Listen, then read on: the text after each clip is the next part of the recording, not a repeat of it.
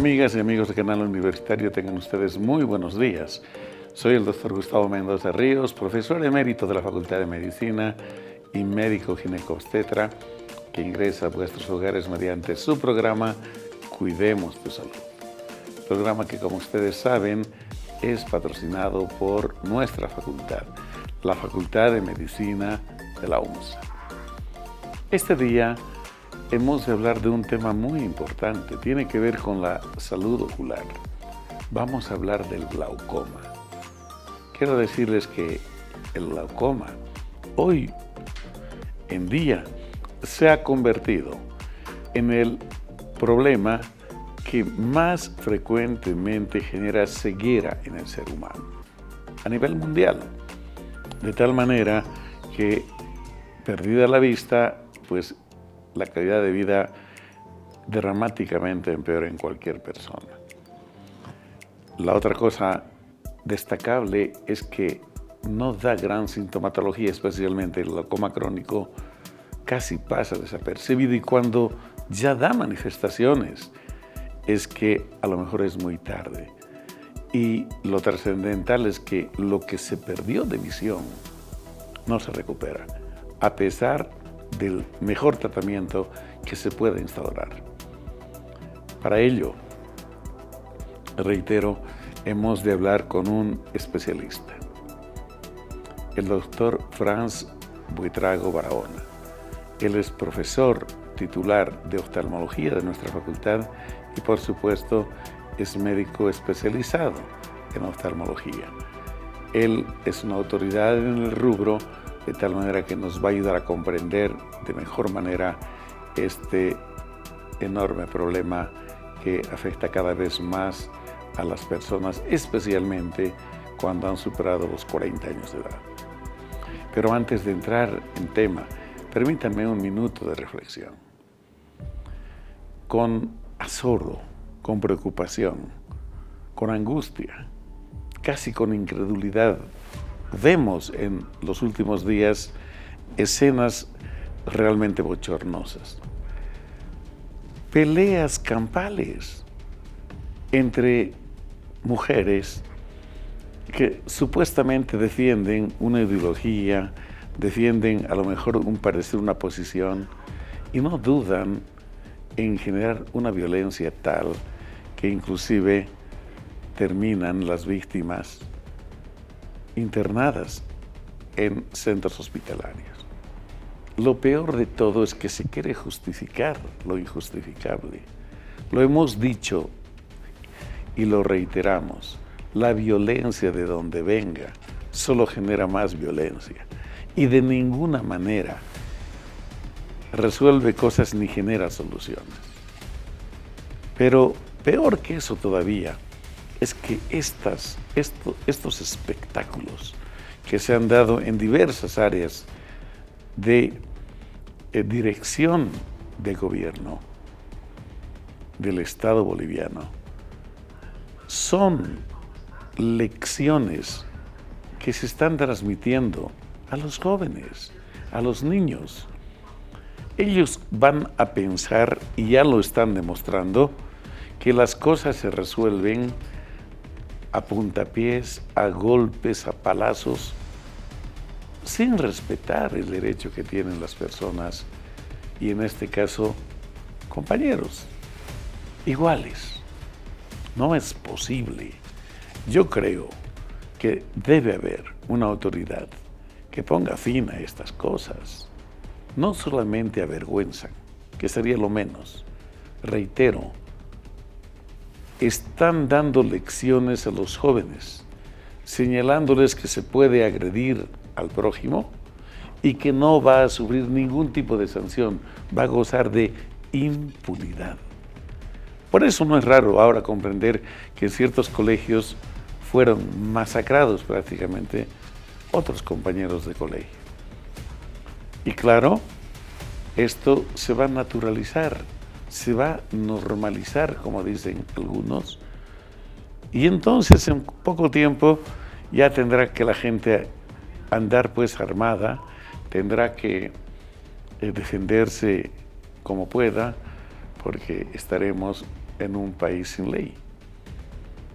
Creo que esto no se merece la gente.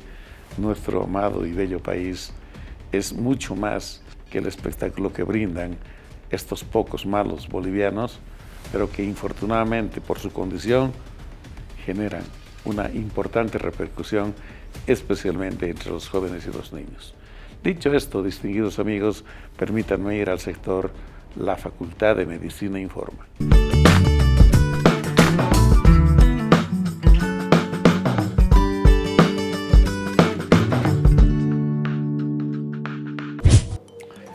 Distinguidos amigos, en esta nota ustedes podrán observar cómo después de 51 años de vida, el Instituto de Genética de nuestra facultad trabaja intensamente para ofrecer servicios a nuestra población. Para ello pone a disposición tecnología de punta que deseamos que ustedes aprecien en esta nota. Genética de la UMSA cumple 51 años, trabajando en el desarrollo de la ciencia y tecnología al servicio del pueblo boliviano. En el marco de los 51 años del Instituto de Genética de la Facultad de Medicina, Enfermería, Nutrición y Tecnología Médica, su directora, doctora Jimena Aguilar, resalta el trabajo de docentes investigadores que logran que la institución sea referente nacional en atención integral a pacientes con enfermedades genéticas y en biomonitorización de poblaciones expuestas ambientalmente a sustancias dañinas. Además, es formador de pre- y posgrado. En estos 51 años, el Instituto de Genética, con base en las 3 unidades, genética médica, citogenética y genética toxicológica, es un referente a nivel nacional en cuanto a la genética en Bolivia. Indudablemente, esto está reforzado por nuestra proyección a la comunidad a través de nuestros servicios. Los servicios que involucran a la atención de pacientes, al diagnóstico de enfermedades genéticas raras y poco frecuentes y además al registro de malformaciones congénitas. Esto no sería posible si no hubiéramos hecho lazos con asociaciones como ADEPOF, como el Ministerio de Salud, los convenios interinstitucionales absolutamente con todas las cajas de salud que cubren todo el país. Pese a que somos de La Paz, nosotros atendemos a todo el país a través. En el brazo fuerte de la investigación tenemos el campo de estar viendo las diferentes influencias ambientales sobre nuestro genoma, básicamente sobre el impacto que tienen los agroquímicos en la salud de nuestra población, también en salud alimentaria, en cómo esto produce alguna acción sobre el cambio climático, además de estar investigando en la presencia de arsénico en aguas bebibles y diferentes contaminantes. La parte de genética toxicológica está haciendo un biomonitoreo de estas poblaciones y estamos produciendo resultados tanto a nivel de investigación en biomonitoreo, investigación de casos clínicos, y todo esto no sería posible sin el trabajo del corazón del Instituto de Genética, que es nuestra mimada la unidad de citogenética con la evaluación de cariotipos y demás. El Instituto de Genética está al servicio de la población boliviana, está al servicio de nuestro país.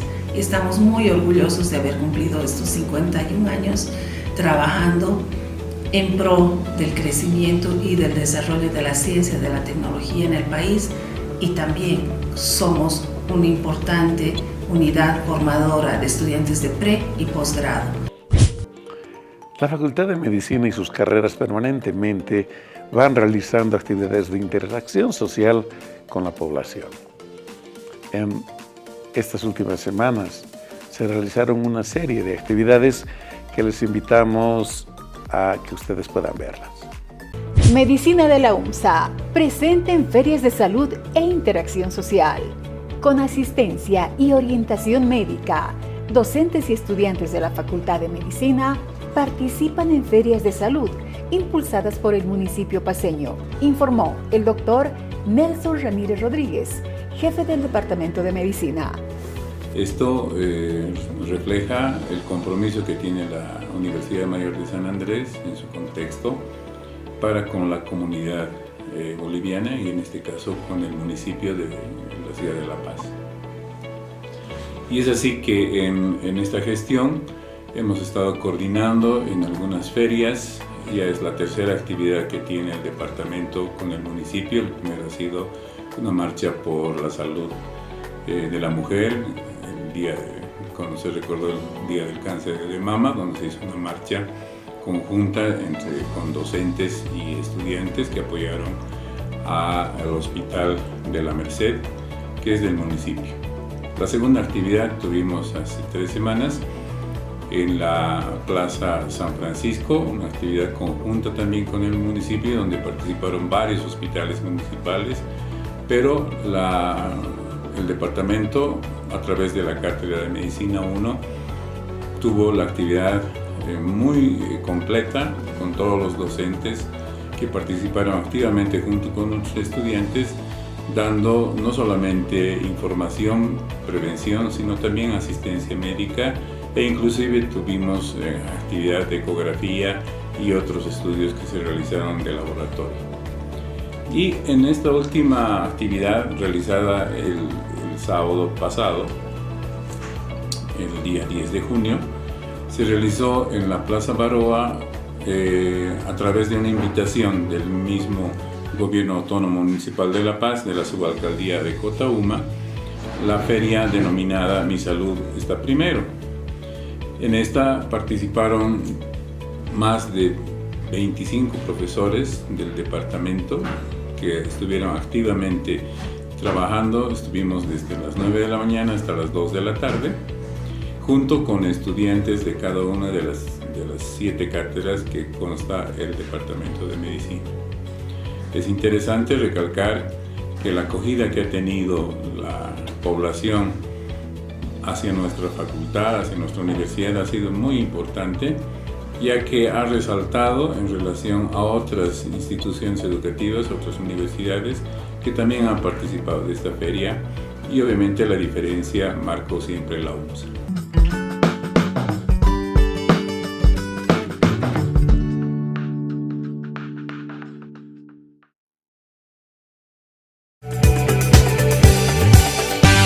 TVU. Televisión para ti. La Facultad de Medicina, Enfermería, Nutrición y Tecnología Médica y el Departamento de Ciencias Morfológicas de la UMSA invitan a la población en general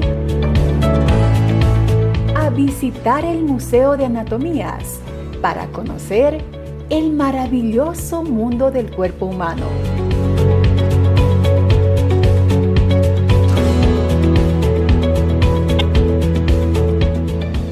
A través de visitas guiadas, demostrativas y orientativas podrás conocer diferentes espacios, como ser la anatomía comparada, modelos anatómicos, osteología, neuroanatomía, embriología, histología, nuestra parte de disección y modelos anatómicos.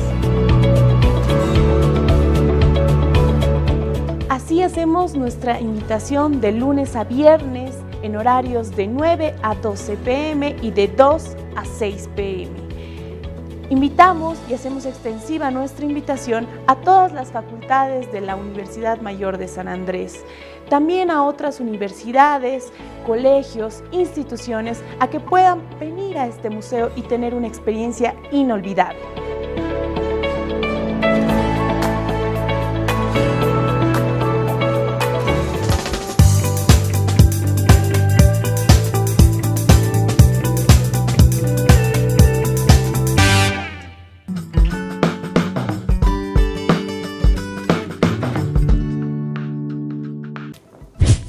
Distinguidos amigos, como lo habíamos señalado precedentemente, está con nosotros nuestro invitado de hoy, el profesor Dr. Franz Buitrago Barahona. Lo dijimos, él es profesor de oftalmología de nuestra facultad. Obviamente es médico cirujano con la especialidad en oftalmología que hoy nos acompaña. Hemos de hablar con él sobre un tema sumamente importante, el del glaucoma. Pero antes de entrar de lleno a abordar el mismo, permítanme presentarles y saludar al doctor Franz Buitrago. Franz, muy buenos días, gracias por aceptar nuestra invitación. Muchas gracias, doctor Mendoza, como siempre agradecido por la invitación y presto para toda esta actividad que realmente nos sirve a toda la población. Gracias, Franz. Amigos, para entrar nada más en contexto, el glaucoma es una enfermedad conocida desde hace muchísimos años atrás. Sin embargo, el avance de la ciencia y la tecnología, el mejor conocimiento científico y fisiológico de las cosas nos ha permitido mejor comprender el problema. A pesar de ello, sigue siendo algo bastante intrincado el poder definitivamente entender, por lo menos para la mayor parte de la gente. Es tan trascendental que este momento, nos dirá el profesor Buitrago, se está convirtiendo de una de las dos que eran las causas más frecuentes de ceguera en el hombre, tal vez en la principal. Precisamente porque hay una serie de factores que afectan al hombre en su vida cotidiana, en el tipo de trabajo que lleva y otros factores. De tal manera que, dicho esto, me voy a permitir hacerle la primera pregunta a nuestro invitado. Franz, ¿qué es esto del glaucoma? ¿Cómo debemos entender qué es esta enfermedad?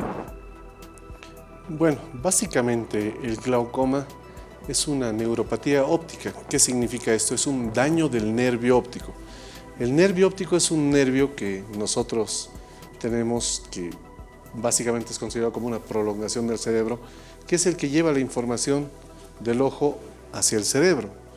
Entonces, este nervio sufre un daño, una destrucción de los axones, que es algo así como el cableado que tiene el ojito que lleva la información del ojo hacia el cerebro. Y obviamente al irse destruyendo este cableado, va uno perdiendo la visión. Puede deberse a un aumento de la presión intraocular, como antes se conocía, pero también ahora existen glaucomas con presiones normales del ojo. Y lo que provoca inicialmente es un daño en el campo de la visión. Vamos perdiendo el campo de visión periférico y el paciente no se da cuenta. Por eso que el glaucoma poco a poco va destruyendo este nervio sin que el paciente se dé cuenta, porque hay un tipo de glaucoma, que es el crónico de ángulo abierto, que no provoca ninguna sintomatología y obviamente el paciente no se va a dar cuenta, y si es que no acude a unas consultas regulares con el oftalmólogo, nunca va a llegar a detectarse este problema hasta que ya está muy avanzado y vamos a ir perdiendo, digamos, la visión gradualmente. Correcto, de ello vamos a hablar paulatinamente. Pero ahora, Franz, yo quisiera que nos digas qué tipos entonces de glaucomas hay. Hay muchas clasificaciones, en el tiempo siempre se han dado, pero algunos de estos tipos serán más frecuentes. ¿Por qué no nos explicas de ello, por favor? Ok, bueno, básicamente tenemos conocidos como dos tipos de glaucoma, uno de ángulo abierto y otro de ángulo cerrado. ¿A qué nos referimos, digamos, con el ángulo abierto o ángulo cerrado? Dentro del globo ocular tenemos una estructura donde se produce el humor acuoso, que son los procesos ciliares, baña la cámara posterior y va a pasar a través de este pequeño espacio que es la pupila para bañar un espacio que es la cámara anterior. Y ahí, entre el iris, que es el que le da la coloración al ojito, y este lente que tenemos en la parte anterior del ojo, que es la córnea, tenemos un ángulo que se llama ángulo iridocorneal. Cuando el ángulo es estrecho es de ángulo cerrado, y cuando el ángulo es abierto, obviamente va a ser un glaucoma de ángulo abierto. La signosintomatología es muy diferente en un glaucoma de ángulo abierto y de ángulo cerrado. Franz, hablemos de lo clásico y no de lo extraordinario. En general se dice que el incremento de la presión en el globo ocular es susceptible de provocar glaucoma. Aunque bien ha señalado el doctor que también pueden haber casos en los que haya glaucoma sin necesidad de aumento de la presión intraocular. Pero hablemos de la presión intraocular. ¿Por qué se produce aumento de la presión? ¿Hay más producción de líquido? ¿Hay problemas de drenaje? ¿Qué ocurre? Bueno, dentro de la dinámica del humor acuoso, vamos a tener que, en teoría, digamos, aumentaría la presión si aumenta la producción, que no es lo frecuente. Lo frecuente es más bien una resistencia a la salida de la presión intraocular. Una resistencia en ese lugar donde les indicaba, entre la córnea y el iris, que se llama ángulo iridocorneal. Ahí tenemos una estructura muy importante que es la malla trabecular. Es como una red, como una malla, que en teoría, digamos, esta se engruesa, dificultando la salida del humor acuoso, haciendo que la presión intraocular incremente dentro del globo ocular, provocando de esta manera un daño en el nervio óptico. Franz, por lo tanto, es la presión que es la que va a dañar definitivamente el nervio óptico. Y si se daña el nervio óptico, se va a ir perdiendo la visión. Sigamos con lo clásico. Entonces, la sintomatología del glaucoma es diversa. ¿Por qué no nos especificas un poquito cuál es la sintomatología de la de ángulo agudo y la de ángulo abierto? Esto es importante porque la gente piensa que entre tanto no le duela a uno el ojo, es seguramente el tono del ojo normal y no va a pasar nada. Pero ya de alguna manera dijiste, pueden haber glaucomas asintomáticos hasta que no se vuelven severos. Así es. Bueno, vamos a tener que dentro de lo que es el glaucoma crónico de ángulo abierto, es conocido como el ladrón silencioso de la visión, porque no provoca ninguna signo o sintomatología hasta que el problema ya está muy avanzado. Y lo que sucede es que va consumiendo el campo de visión del paciente hasta que es como si estuviera viendo a través de un tubo, que es conocido como visión tubular en el glaucoma. Y es ahí donde a veces recién el paciente acude a la consulta cuando ya el glaucoma está muy avanzado. Esto es en el glaucoma crónico de ángulo abierto. Es muy diferente al glaucoma agudo de ángulo cerrado, en el que sí presenta una sintomatología bastante florida porque aumenta tanto la presión dentro del globo ocular que es como si fuera un balón que lo estás inflando y sigues inflándolo y está como que a punto de reventar. Entonces la distensión de los tejidos provoca un dolor muy importante, congestión, todo el ojo está rojo y la parte anterior del ojo, que se llama córnea, se llena de líquido, porque ese líquido que hay tanto líquido dentro del globo ocular que está tratando de escapar por algún lado, hace que este lente, que es la córnea, que es transparente, pierda su transparencia y por lo tanto le baja la visión al paciente bruscamente. Es tanto el dolor que provoca a veces náuseas y vómitos en el paciente, como si hubiera un aumento de la presión intracraneana dentro de la cabeza. Y el paciente, obviamente, en este tipo de glaucomas acude rápidamente a la consulta porque el paciente refiere que prefiere que le saquen el ojo porque el dolor es tan importante que obviamente, digamos, es insoportable. Entonces son muy diferentes las signo-sintomatología. Afortunadamente, el glaucoma crónico de ángulo abierto es el más frecuente porque el otro en pocas horas puede dejarte ciego. En cambio, el crónico va trabajando durante meses, años y sin que el paciente se dé cuenta. Y es por eso que, digamos, es importante el control, digamos, periódico dentro de la consulta oftalmológica para detectar este tipo de problemas. Una preguntita más en este espacio. Hay factores predisponentes. ¿Son específicos estos para el glaucoma de tipo de ángulo agudo o de ángulo abierto? ¿O en general los factores son los mismos? Bueno, para el glaucoma crónico de ángulo abierto vamos a ver que la edad es muy importante. A mayor edad existe mayor riesgo de desarrollar este tipo de problemas debido a que fisiológicamente incluso vamos perdiendo ese cableado que habíamos dicho, esos axones de lo que es el nervio óptico. O sea, normalmente vamos perdiendo una cierta cantidad. Lo que hace el glaucoma es acelerar esta pérdida de axones, que son los que llevan la visión del ojo al cerebro. Entonces la edad es muy importante. La herencia, si digamos tu papá ha sido diagnosticado de glaucoma, tú tienes una alta posibilidad de tener glaucoma. De la misma manera, si tu hermano ha sido diagnosticado de glaucoma, mucha más posibilidad de ir desarrollando esta patología. Y para este tipo de problemas, los descendientes también de raza afroamericana se ha visto mayor predisposición para ir desarrollando este tipo de glaucomas y obviamente, digamos, una presión intraocular incluso normal elevada también son factores de riesgo.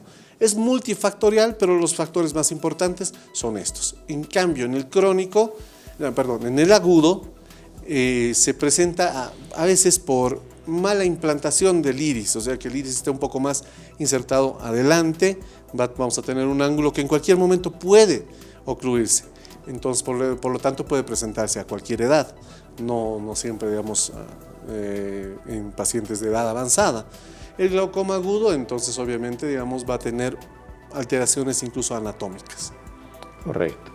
Amigos, hemos de seguir conversando sobre el tema con nuestro invitado, pero ahora permítanme ir a un pequeño corte, por favor.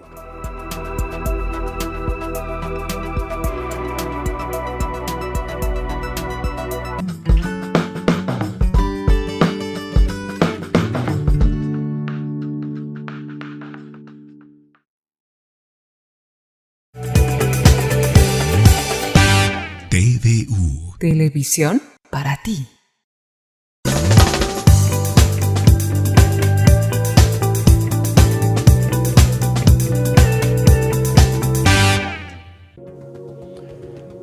Amigos, el doctor Franz nos ha explicado con absoluta claridad que hay dos tipos, los más frecuentes de glaucoma, el de ángulo abierto y el de ángulo cerrado. Nos ha dicho cuáles son los factores que más frecuentemente predisponen a este tipo de enfermedad. Habló de la parte herencial, le llamaremos. Un papá que tiene glaucoma es posible que predisponga a que su hijo también padezca de lo mismo. La edad es un hecho incontrovertible, aunque luego le voy a preguntar si efectivamente es esto privativo de la edad de la gente mayor o puede haber en jóvenes y niños.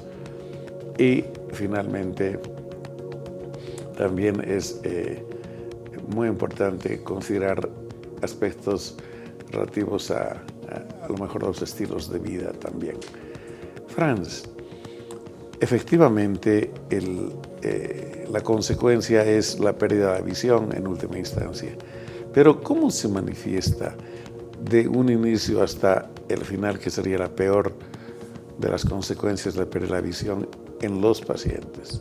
¿Se pierde parcialmente la visión en alguna zona en particular para que nuestra la audiencia pueda comprender mejor? Bueno, básicamente, digamos, en el glaucoma crónico de ángulo abierto, como lo habíamos mencionado, no provoca ninguna molestia hasta que ya está muy avanzado el problema. Y obviamente lo último muchas veces, a veces en afectarse, es la visión central. Por eso el paciente tal vez no se da cuenta de la pérdida del campo de visión. Pero se afecta el campo de visión. Se afecta el campo de visión, gradualmente se va consumiendo el campo de visión y uno no se da cuenta porque más nos centramos muchas veces en la visión central. Correcto. Entonces esto va a hacer que el glaucoma crónico de ángulo abierto tenga que ser detectado por los médicos generales, médicos oftalmólogos, obviamente, con ya diferentes tipos de análisis que realizamos. Y obviamente tras las sospechas, digamos, como ya habíamos mencionado, la edad, si sus familiares tuvieron glaucoma o tal vez incluso antes pacientes que hayan perdido la visión sin motivo aparente, puede que haya sido por un glaucoma. Entonces, obviamente, digamos, en este tipo de pacientes hay que ir a buscar la enfermedad. A diferencia, digamos, del glaucoma agudo, que al provocar un dolor tan importante, el ojo rojo, congestivo, la disminución brusca de la agudeza visual por el problema en la parte anterior del ojo del edema corneal, que obviamente en pocas horas o en días puede dejar ciego al paciente, si es que no se realiza un tratamiento inmediatamente. Ahora a eso vamos. Franz, dada la diversidad de sintomatología y de cuadros que presenta el glaucoma, cuando uno acude al oftalmólogo, ¿qué hace el oftalmólogo? ¿Qué pruebas, de forma muy somera, dinos, debe realizar en el paciente para hacer un diagnóstico correcto? Bueno, en una consulta oftalmológica tenemos lo que es desde la toma de agudeza visual, tenemos la tonometría, que es medir la presión intraocular, que existe diferentes métodos, pueden ser con diferentes tipos de tonómetros. También vemos cómo se encuentra, digamos, se solicita las campimetrías, que son el estudio de campos visuales. Y bueno, también obviamente el gold estándar para el diagnóstico de este tipo de glaucomas crónicos de ángulo abierto es observar el fondo de ojo y observar cómo se encuentra la cabeza del nervio óptico, que nosotros la llamamos papila. Es ahí donde, digamos, vamos a observar, digamos, la relación que existe entre lo que nosotros llamamos la relación copa-disco, que es básicamente el contorno de toda la papila en relación a la excavación. Si está una excavación aumentada, eso nos indica que probablemente se estén destruyendo mayor cantidad de axones y eso aumenta la excavación y obviamente eso es una sospecha de glaucoma. Y bueno, todo esto, digamos, nos puede llevar a un diagnóstico que va a ser complementado con otros estudios. Correcto. Y en el caso del ángulo cerrado, ¿es clínica básicamente o hacen algunos otros exámenes? Es clínico porque es muy obvio, digamos, el dolor que puede provocar en el paciente, un ojo rojo congestivo con una pupila dilatada que no responde, no se contrae con la luz, el edema de la córnea que hace que la córnea se vea más blanquecina. Correcto. Entonces es más un diagnóstico clínico. Ahora, Franz, aprovechemos entonces para que nos indiques qué hacen los especialistas en el caso del glaucoma agudo. En un glaucoma agudo, en cuanto al tratamiento, exacto. Dado que en pocas horas puede afectarse. Sí. El pilar básicamente, digamos, son la acetazolamida, que es un inhibidor de la anidrasa carbónica que disminuye la producción del humor acuoso. A nivel de la producción, vamos a intervenir. De ahí la pilocarpina, es una pupila que está abierta, que está cerrando más esa estructura que habíamos llamado el ángulo iridocorneal. Exacto. Por lo tanto, al cerrar la pupila vamos a tratar de abrir más el ángulo iridocorneal para que el líquido, que es el humor acuoso que se está reteniendo, salga con mayor facilidad. Y tenemos un fundidor de edemas, que es el manitol, que nos va a ayudar a eliminar mayor cantidad de líquidos y de esta manera también controlar la presión intraocular. Y obviamente de ahí posteriormente ver por qué en un glaucoma agudo se cerró el ángulo, si es un ángulo que se cierra fácilmente o existió alguna predisposición, y ahí tal vez pensar en ya tratamientos quirúrgicos.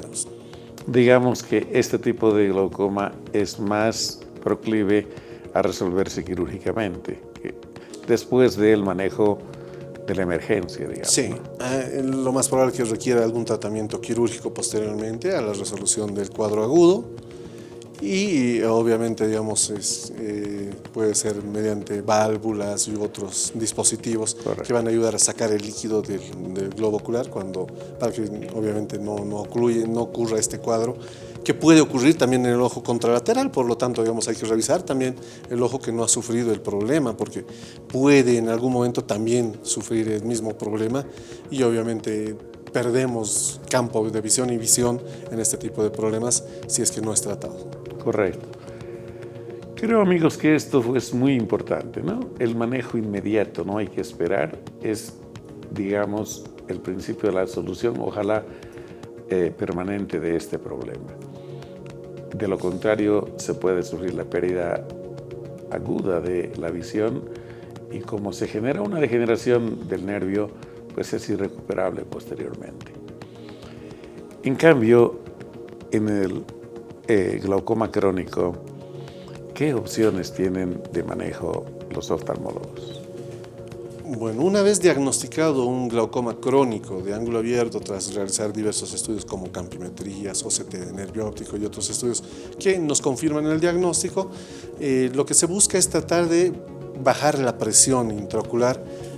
Puede que, como ya habíamos mencionado, tenga una presión normal elevada, bajarlo hasta llegar tal vez a unos 10, 11, 12 milímetros de mercurio, que son ya presiones mucho más bajitas, que lo ideal sería buscar una presión que no dañe todavía el nervio óptico. Entonces, esta es una enfermedad crónica que hay que ir controlándola cada mes, hacer estudios de campo de visión incluso cada 3 a 6 meses, o realizar estudios del nervio óptico, que son estudios de tomografías de coherencia óptica. El tratamiento básicamente lo realizamos con antiglaucomatosos que pueden ser, digamos, análogos de prostaglandina, betabloqueantes. Tenemos diversas alternativas de tratamiento, pero siempre hay que ver qué tratamiento le va mejor a cada paciente, porque a veces necesita de un solo medicamento, o a veces necesitamos combinar terapias, incluso terapias triasociadas. Y bueno, si pese a todo eso no va resultando el tratamiento, ya nos pasamos a tratamientos, digamos, como hay cirugías no invasivas como el láser, que es el SLT, que es un láser relativamente nuevo, que ayuda algo así como que abrir más compuertas para que salga el líquido. O sea, trabaja a nivel de la malla trabecular, abriendo, digamos, más espacios para que este líquido, que es el humor acuoso que está reteniéndose, salga con mayor facilidad, y de esta manera ir controlando el problema. O cirugías ya invasivas como las trabeculectomías, o el caso, digamos, tal vez incluso necesario de colocar válvulas que vayan sacando el líquido que se retiene. Correcto. Es decir, todas las pacientes o todos los pacientes no necesariamente requieren tratamiento quirúrgico. Con el tratamiento médico se puede controlar largamente el proceso. Se puede controlar, pero estas terapias, el mismo organismo va adquiriendo resistencia a las terapias. Entonces, correcto, por eso el control es periódico en este tipo de pacientes, que a veces, digamos, ya cuando la presión, un medicamento no lo logra controlar, requiere 2 medicamentos, incluso 3.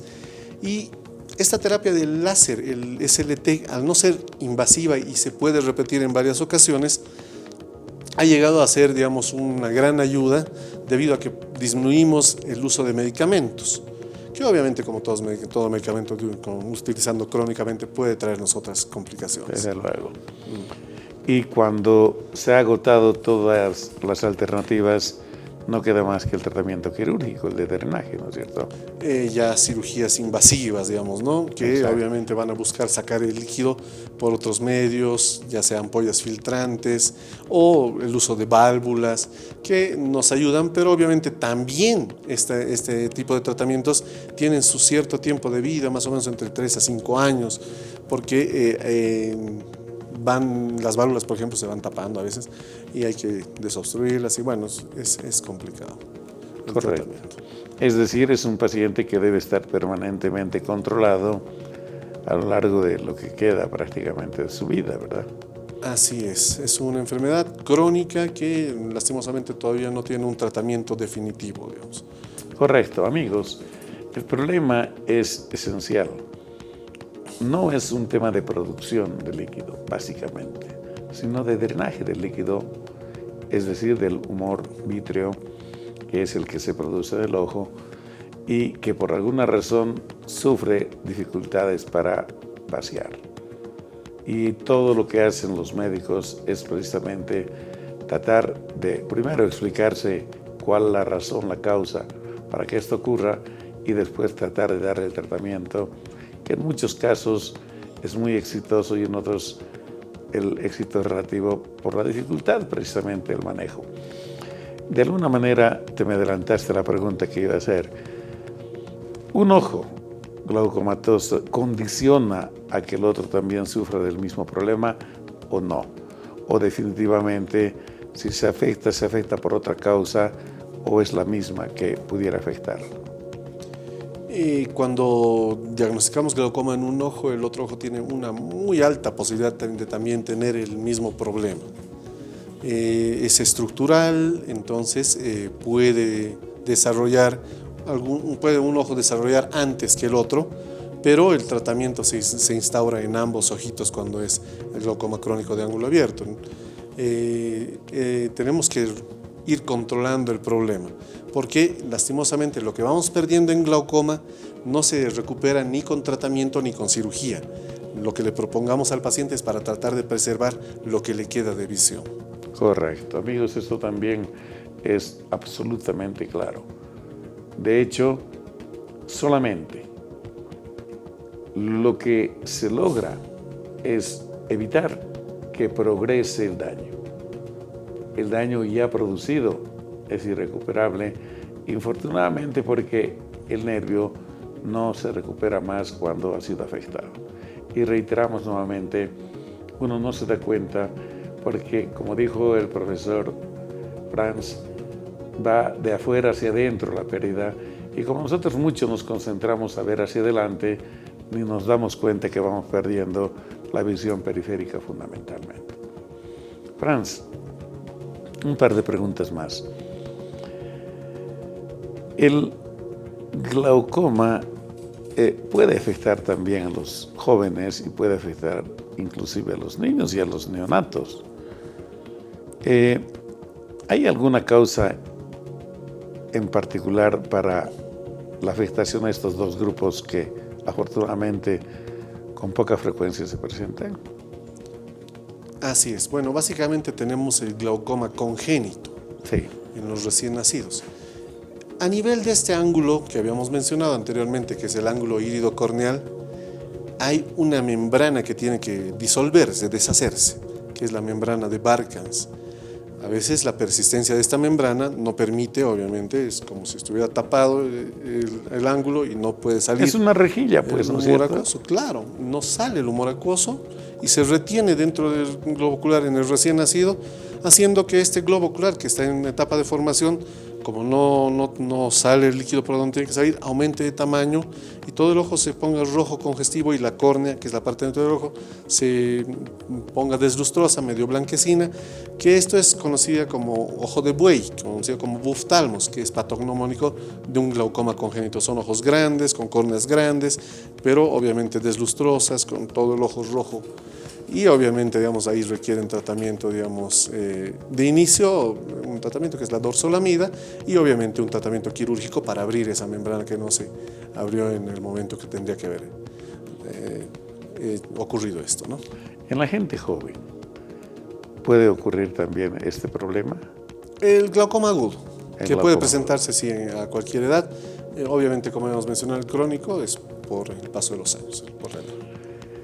Franz, nos queda un pequeño espacio todavía y vamos a aprovecharlo intensamente gracias a tu gentileza. Amigos, vamos a un pequeño corte, por favor.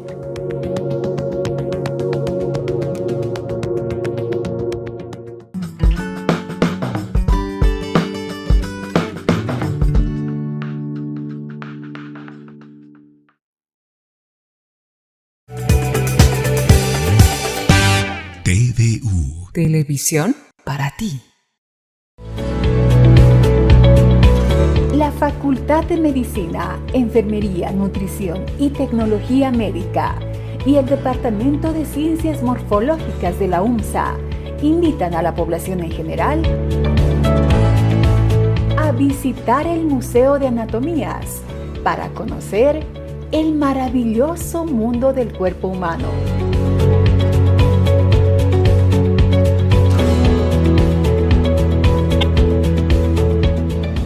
A través de visitas guiadas, demostrativas y orientativas podrás conocer diferentes espacios, como ser la anatomía comparada, modelos anatómicos, osteología, neuroanatomía, embriología, histología, nuestra parte de disección y modelos anatómicos. Así hacemos nuestra invitación de lunes a viernes en horarios de 9 a 12 p.m. y de 2 a 6 p.m. Invitamos y hacemos extensiva nuestra invitación a todas las facultades de la Universidad Mayor de San Andrés, también a otras universidades, colegios, instituciones, a que puedan venir a este museo y tener una experiencia inolvidable.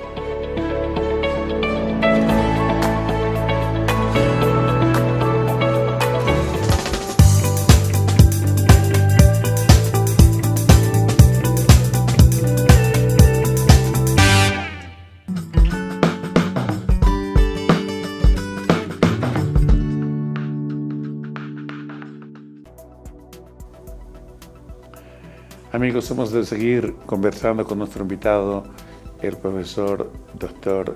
Franz Buitrago.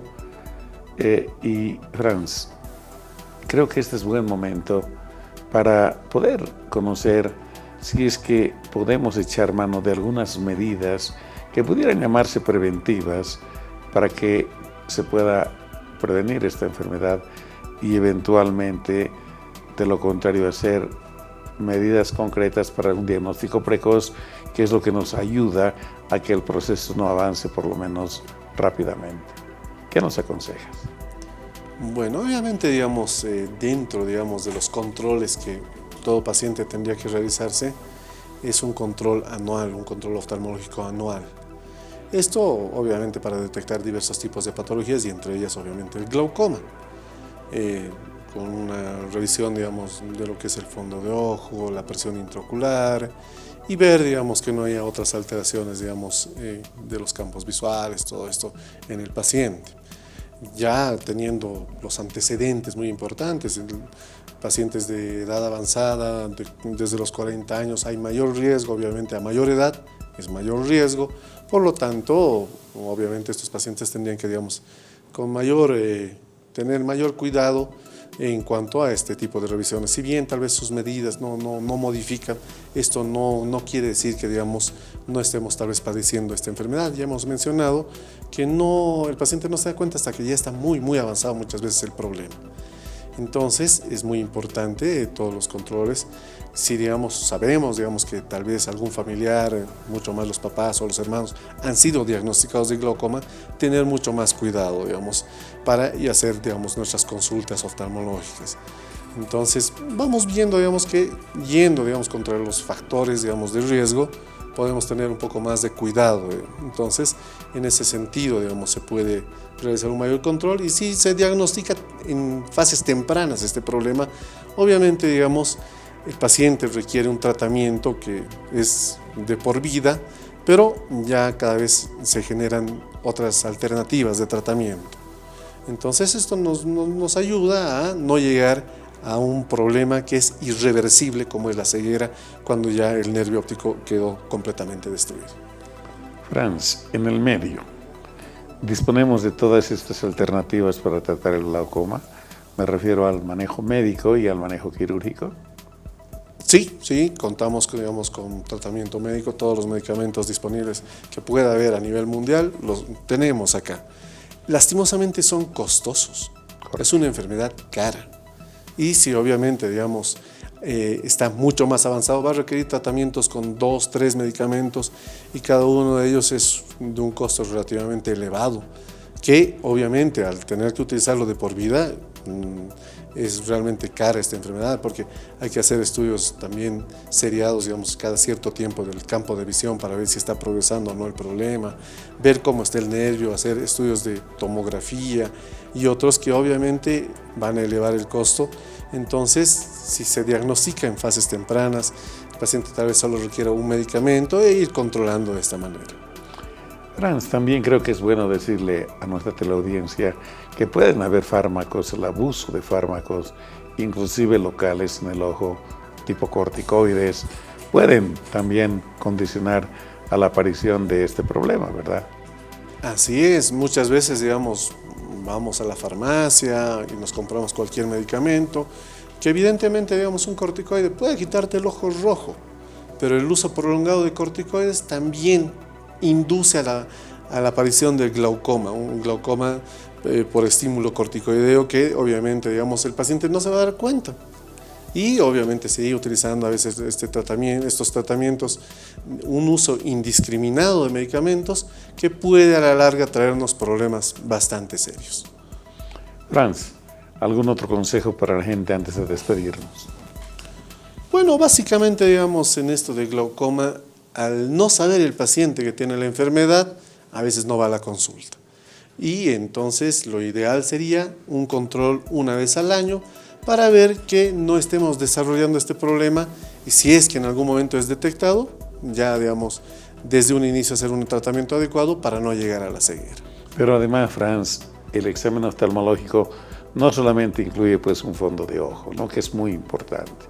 Ustedes miden el tono del ojo, observan otras características de la córnea, del iris, etc. De tal manera que configuran un diagnóstico global para que el paciente se vaya tranquilo o eventualmente consulte periódicamente, porque la salud visual es pues sumamente importante. El perder el sentido de la vista definitivamente afecta mucho la calidad de vida. Lo vemos casi cotidianamente y creo que la gente debe entender esto, ¿verdad? Es así, sabemos que digamos, a nivel mundial esta enfermedad cada vez es más frecuente, pese a que digamos, tendría que realizarse digamos, controles la población. Esta enfermedad ya es el número 1 que nos deja ciegos y evidentemente es porque no presenta ninguna molestia. No es que digamos, tengamos que esperar a que tengamos algún malestar para tener que acudir a una consulta donde se va a llegar a diagnosticar esta enfermedad. Bueno, amigos, solo nos queda agradecer al doctor Franz Buitrago por la amabilidad que tuvo de compartir su experticia con nosotros. Y quisiéramos comprometer de que para una siguiente vez hablemos de otro tema tan importante como este. Tu despedida, Franz, por favor. Bueno, agradecer al doctor Gustavo Mendoza por la invitación y obviamente digamos, estamos siempre prestos para este tipo de invitación para aclarar dudas que la población pueda tener. Gracias, Franz. Amigos, ahora permítanme ir al sector Avances en Medicina.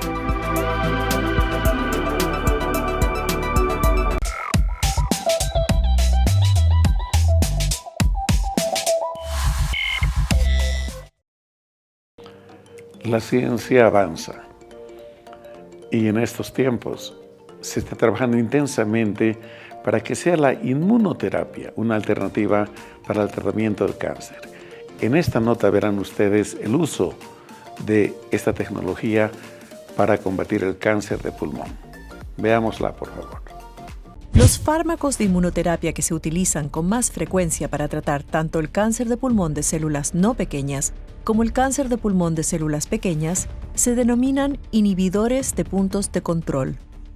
En la superficie de las células cancerosas hay proteínas que frenan el sistema inmunitario.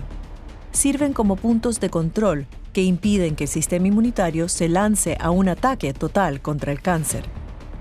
Los inhibidores de puntos de control actúan quitando los frenos y dando rienda suelta al sistema inmunitario para que libere unas células especiales llamadas células T que atacan el cáncer. Se han aprobado varios inhibidores de puntos de control para tratar el cáncer de pulmón que ha hecho metástasis o se ha propagado al tórax, a ganglios linfáticos cercanos a los pulmones o desde los pulmones a otros órganos. Estos fármacos actúan bloqueando las proteínas de puntos de control llamadas PD1, PDL1 o CTLA4. Algunos pacientes con cáncer de pulmón avanzado responden bien a la inmunoterapia, mientras que otros no. Los médicos aún no comprenden del todo por qué algunos pacientes responden bien a la inmunoterapia y otros no. Algunos fármacos de inmunoterapia están aprobados para ser administrados con quimioterapia. Se están realizando estudios para comprobar si la administración conjunta de 2 fármacos de inmunoterapia es más eficaz que un solo fármaco para pacientes con cáncer de pulmón avanzado. Distinguidos amigos, esto fue todo por hoy. Esperamos sinceramente que la información ofrecida sea de vuestra utilidad. Saben ustedes que prevenir es mejor que lamentar.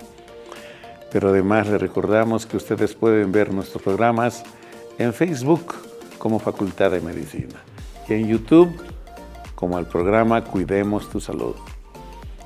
Que tengan un lindo fin de semana, disfruten de la familia, gocen de lo que Dios les ha dado en esta vida. No hay cosa mejor ni más valiosa, indudablemente, que nuestra familia. Un abrazo a todos y que tengan un lindo fin de semana. Muy buenos días.